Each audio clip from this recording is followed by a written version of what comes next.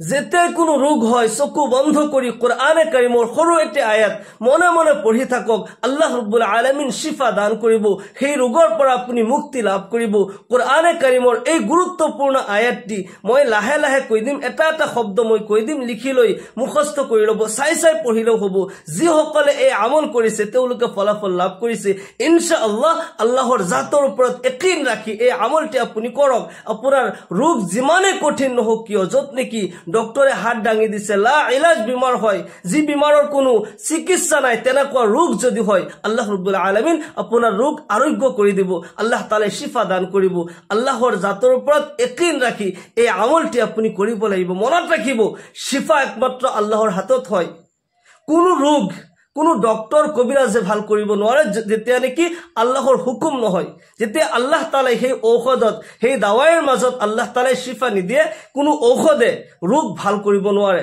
শিফা একমাত্ৰ আল্লাহৰ হাতত হয় আল্লাহৰ পয়গম্বৰ হযৰত মুসা আলাইহিস সালাম এবাৰ তেখেতৰ পেটৰ অসুখ হৈছিল আল্লাহৰ ওচৰত লগে লগে আৰজ কৰিলে ইয়া আল্লাহ মোৰ পেটৰ বেমাৰ হৈছে তেওঁতো কালিমুল্লাহ আছিল আল্লাহৰ লগত কথা পাতে মুসা কালিমুল্লাহ তেও যেতিয়া কলে ইয়া আল্লাহ মোৰ পেটৰ অসুখ হৈছে মই কি কৰো আল্লাহ তাআলাই লগে লগে হুকুম কৰিলে তুমি অমুক গছৰ পাত খাই দিয়া অমুক গছৰ পাত লোৱা আৰু সুবাই সুবাই খাই দিয়া ভাল হৈ যাব তেও লগে লগে যাই সেই গছৰ পাত খালে সুবাই খাই দিছে বেমাৰৰ পৰা ভাল হ'ল পেটৰ অসুখ ভাল হৈ গৈছে কিছু দিনৰ পিছত সেম বেমাৰ হৈছে পেটৰ অসুখ হৈছে তেওতো ঔষধ জানেই সেই গছৰ পাতৰ কথা আল্লাহ তাআলাই কৈ দিছিল তেওতো জানেই গতিকে তেও যাই সেম গছৰ পাত আনি সুবাই সুবাই খাইছে পেটৰ বেমাৰ কমা নাই আৰু বাঢ়ি গৈছে পেটৰ বিষ আৰু বেছি হৈছে তেতো আচৰিত হৈ গল কি কথা আল্লাহই কৈ দিছে পেটৰ অসুখ হৈছে এই গছৰ পাত খোৱা মই খালো তেতিয়া ভাল হৈ গৈছিল এতিয়া আকৌ বৃদ্ধি হৈছে কাৰণটো কি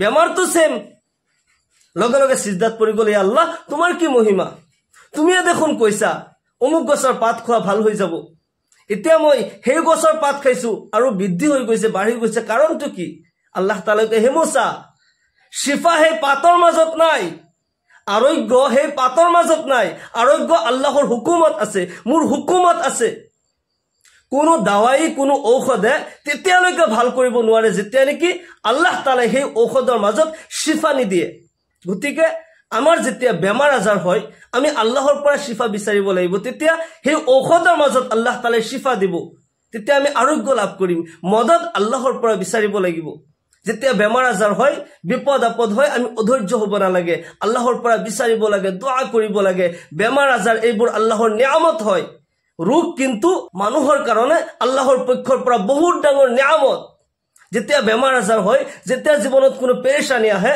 যেতিয়া বিপদ আহে মানুহ সজাগ হয় दुख इंसान को जगाती है और सुख सुलाती है মনত ৰাখিব যেতিয়া জীৱনত শান্তি আহে মানুহে সব পাহৰি যায় আল্লাহৰ কথা পাহৰি যায় আখিৰাতৰ কথা পাহৰি যায় মৃত্যুৰ কথা পাহৰি যায় পৰকালৰ কথা পাহৰি যায় যেতিয়া জীৱনত শান্তি আহে তেওঁৰ দুনিয়াই সব কিন্তু যেতিয়া দুখ আহে কিবা পেৰেশানি আহে কিবা বিপদ আহে যেতিয়া বেমাৰত পৰে তেতিয়া হিজন ব্যক্তি এবাৰ হলেও আল্লাহ মুখ ভাল কৰি দিয়া এবাৰ হলেও আল্লাহৰ ওচৰত দোয়া কৰে तार माने की जितना शांति है सुख इंसान को सुलाती है अमक गाफिल करी दिए अमक पाहराई दिए और दुख जगाती है जितना दुख होय जितना कष्ट होय बेमार आजार होय अमक सजाग करी दिए आमी अल्लाह अल्लाह मातु परकाলৰ কথা মনত পৰি যায় কবৰৰ কথা মনত পৰি যায় আল্লাহ তাআলা কুরআনে কারীমত কয় ওয়ালানাবলুওয়ান্নাকুম বিশাইইম মিনাল খাউফি ওয়াল জু' ওয়া নাকসিম মিনাল আমওয়ালি ওয়াল আনফুসি ওয়াস সামারাত ওয়া বাশশিরিস সাবিরিন হে বিশ্বৰ মানৱ জাতি নিশ্চয় আমি কেতিয়াবা তোমালোকক কিছু ভোক ভয় ভীতি জান মালৰ নুকসান বেমাৰ আজাৰ হয় আৰু ফয় ফসল আদিৰ বিনষ্টৰ মাধ্যমত তোমালোকৰ ইমানৰ ইমতিহান লৈ থাকো পৰীক্ষা কৰি থাকো যে তাৰ ইমান কিমানখিনি পুখতা হয় একদিন কিমানখিনি পুখতা হয় যেতিয়া বেমাৰ হয় আমি অধৈৰ্য হ'ব না লাগে যেতিয়া মুসিবত আহে যেতিয়া বেমাৰ হয় আমি অধৈৰ্য হ'ব না লাগে আল্লাহৰ পৰা মদদ বিচাৰিব লাগে আল্লাহ তাআলাই সেই সকলৰ কথা কৈ আছে যি সকল নেকি ধৈৰ্য ধৰে অবাশিৰিস সাবিরিন হে নবী আপুনি সেই সকলক আপুনি সুসংবাদ দিয়ক যি সকল নেকি ধৈৰ্য ধাৰণ কৰে ৰোগৰ সময়ত পেৰেশানিৰ সময়ত বিপদৰ সময়ত তেওঁলোকৰ কাৰণে আখিৰাতত সুসংবাদ আছে, তেওঁলোকৰ জীৱনত শান্তি আহিব। ধৈৰ্য ধৰিবলৈ কোৱা। আমাৰ বেমাৰ আজাৰ হলে আমি ধৈৰ্য ধৰিব লাগে, আল্লাহৰ পৰা শিফা বিচাৰিব লাগে। আল্লাহ তাআলাই নিশ্চয় শিফা দান কৰিব। এই যিটো দোয়া কোৰআনে কাৰিমৰ গুৰুত্বপূৰ্ণ দোয়া, আল্লাহৰ পয়গম্বৰ হযৰতে আইয়ুব আলাইহিস সালাম এই দোয়া পাঠ কৰিছিল। 18 বছৰ কুষ্ঠ ৰোগ হৈছিল তেখেতৰ। 18 বছৰ ৰোগ হৈছিল, কিন্তু অধৈৰ্য হোৱা নাই, ধৈৰ্য ধৰিছিল। ইয়াৰ পূৰ্বে তো বাদশাহ আছিল, সম্ৰাট আছিল, কিন্তু আল্লাহ তাআলাই তেখেতৰ ইমানৰ পৰীক্ষা কৰিলে। আল্লাহ তাআলাই আচলতে যিসকলক বেছি ভাল পায় তেওঁলোকক পৰীক্ষাত বেছি পেলায়। আল্লাহ তাআলাৰ পছন্দনীয় যিসকল বান্দা তেওঁলোকৰ জীৱনত চাব বেছি বেমাৰ আজাৰ হয়, বেছি বিপদ আহে, বেছি পেৰেশানি আহে।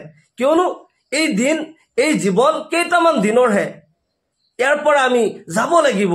আমাৰ আবাদা যি জীৱনৰ কোনো শেষ নাই, সেইটো হৈছে পৰকালৰ জীৱন। এই কেইটামান দিনত যেতিয়া পেৰেশানি আহে আমি অধৈৰ্য হ'ব নালাগে আৰু শুকৰিয়া আদায় কৰিব লাগে। ইয়া আল্লাহ, তুমি নিশ্চয় মোক ভাল পোৱা যাৰ কাৰণে ইমান বেমাৰ দিছা, নিশ্চয় মোক ভাল পোৱা যাৰ কাৰণে ইমানখিনি পেৰেশানি তুমি দিছা।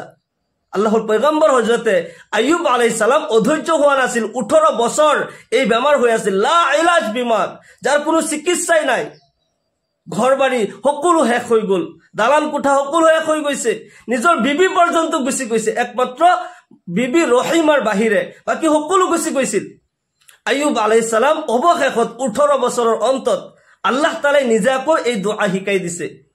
ওয়া আইয়ুব ইজ নাদা রাব্বাহু আন্নী মাসসানিয়াজ যুররু ওয়া আনতা আরহামুর রাহিমিন। হযরত আইয়ুব আলাইহিস সালাম আল্লাহ তাআলাক মাতিছিল, আল্লাহর ওচৰত দোয়া কৰিছিল। কি দোয়া? ৰব্বি আন্নী মাসসানিয়াজ যুৰৰু ওয়া আনতা আৰহামুৰ ৰাহিমিন।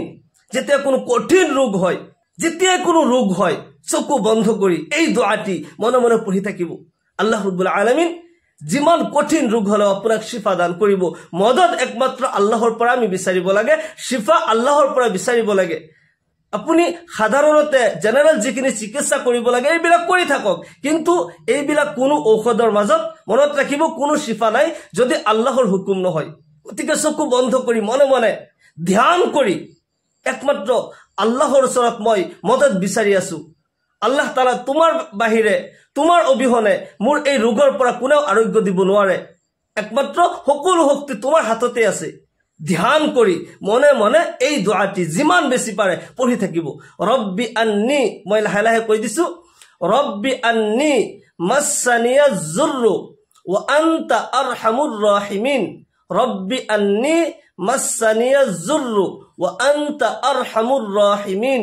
রব্বি আন্নী মাসসানিয়াজ যুররু ওয়া আনতা আরহামুর রাহিমিন। মনে মনে এই দোয়াটি পঢ়ি থাকিব, আল্লাহক ধ্যান কৰি যে ইয়া আল্লাহ, তোমাৰ পৰা মই সাহায্য বিচাৰিছো, তোমাৰে ইবাদত কৰো, তোমাৰ পৰা সাহায্য বিচাৰিছো। ইয়া আল্লাহ, তোমাৰ অবিহনে কাৰ দুৱাৰত যাম, কোনে শিফা দিব পাৰিব?